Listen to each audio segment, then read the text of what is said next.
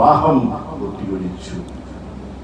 എന്നിട്ട് പറഞ്ഞു, ഈ സന്തുലിതാവസ്ഥ നിലനിർത്തണമെങ്കിൽ, ഈ പ്രപഞ്ചത്തിന്റെ സന്തുലിതാവസ്ഥക്ക് കോട്ടം തട്ടാതിരിക്കണമെങ്കിൽ മഹാനായ എഴുതിൽ മക്തും തങ്ങൾ പറഞ്ഞു, ഇന്ന ബൈത്തൻ അന്ത സാക്ഷിഹു ലൈസ മുഹ്താജൻ ഇല ഫുർജ.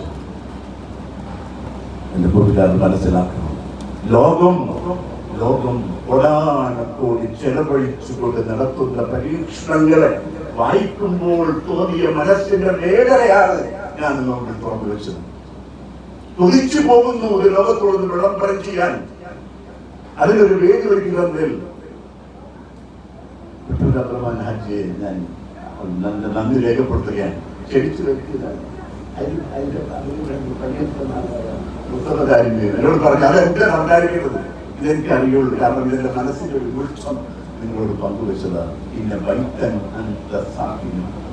ഓരോരുത്തങ്ങളെ അങ്ങ് ജീവിച്ചിരിക്കുന്ന വീട്, അങ്ങ് ജീവിച്ചിരിക്കുന്ന, അങ്ങ് താമസിക്കുന്ന മനസ്സ്, അങ്ങ് താമസിക്കുന്ന കരിയർ, അങ്ങ് താമസിക്കുന്ന ഈ ക്യാമ്പസ്, അതാണ് നമ്മൾ ചെയ്തുകൊണ്ടിരിക്കുന്നത്. അവിടെ പിന്നെ ഒരു വെളിച്ചത്തിന്റെ ആവശ്യമില്ല.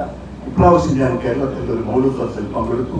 അതിപ്പോൾ അന്ന് ആ സദസ് ഒരു 3 തുണിക്കഷ്ണം മാത്രം വസ്ത്രമായി ഉപയോഗിക്കുന്ന കഴിയാൻ പറ്റും സാർ പറയും.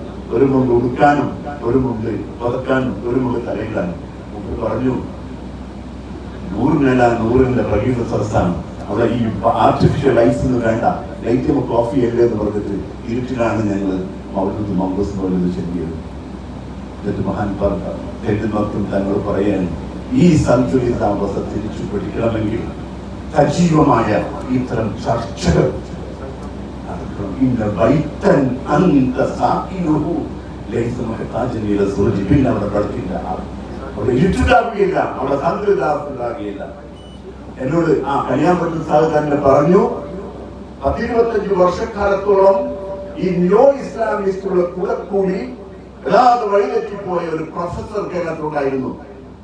അദ്ദേഹത്തിന്റെ പേരാണ് പ്രൊഫസർ അഹമ്മദ് കുട്ടി ശിവപുരം.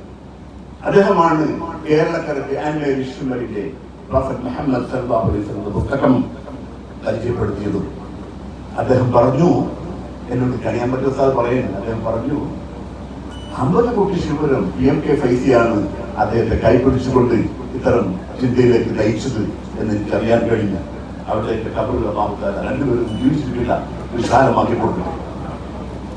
അഹമ്മദ് ശിവപുരം പറയുമായിരുന്നത്രേ, അതിന് ഇങ്ങനെ കൂടെ ഒന്ന് പറഞ്ഞാൽ കുറച്ചുകൂടി ഭംഗിയാകുമായിരുന്നു. ഇന്നാ ബൈത്തുൻ അന്ത സാക്കിനു, ഇന്നാ ബൈത്തുൻ അന്ത സാക്കി. ഓ നിമിത്തങ്ങളെ ഞങ്ങള് വീടാണ്, അങ്ങ് താമസിക്കുന്ന വീടാണ് ഞങ്ങൾ, അങ്ങ് താമസിക്കുന്ന വീടാണ് ഞങ്ങൾ, അങ്ങ് താമസിക്കുന്ന ഫാക്ടറിയാണ് ഫാക്ടറി എന്ന ഒരു അവസ്ഥാവിശേഷം സൃഷ്ടിക്കപ്പെടുമ്പോഴാണ് ഈ സന്തുലിതാവസ്ഥ തിരിച്ചെടുക്കാൻ കഴിയും. ഇതൊക്കെ എഴുതി ഇത്ര വലിയ സംഭവങ്ങൾ എഴുതിയിട്ട് മഹാനായ സൈനുദ്ദീൻ മഖ്ദൂം തങ്ങൾ അവസാനം പറഞ്ഞെന്താണ്, മാലി സിവാ ഹബ്ബി ലദൈക വസീലത്തുൻ, എനിക്കൊന്നും വസീലയാക്കി വെക്കാനില്ല, ആ ഹബീബിനുള്ള ഹബ്ബ് മാത്രം.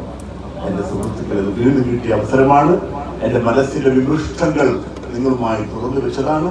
ഈ സന്തുലിതാവസ്ഥ നമുക്ക് തിരിച്ചു വിളിക്കണം. ഹബീബിനെ ഓർത്തുകൊണ്ട്, ഹബീബിന്റെ പേരിൽ ധാരാളം സലാത്തുകൾ ചൊല്ലിക്കൊണ്ട്, അതിലേക്ക് ഒരു തട്ടാൻ ഒരു ഗോൾഡ് സ്മിത്ത് ഒരു പീസ് ഓഫ് ഗോൾഡിന്റെ പരിശുദ്ധ കാരറ്റിനെ ഊതി ഊതി ഊതി കാച്ചിയെടുക്കുന്നത് പോലെ നമ്മളിൽ കുടികൊള്ളുന്ന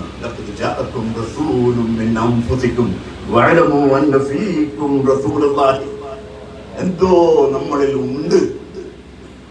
ആ പ്രകാശത്തിൽ നിന്നാണ് പ്രപഞ്ചം സൃഷ്ടിക്കപ്പെട്ടത്. അതിനെ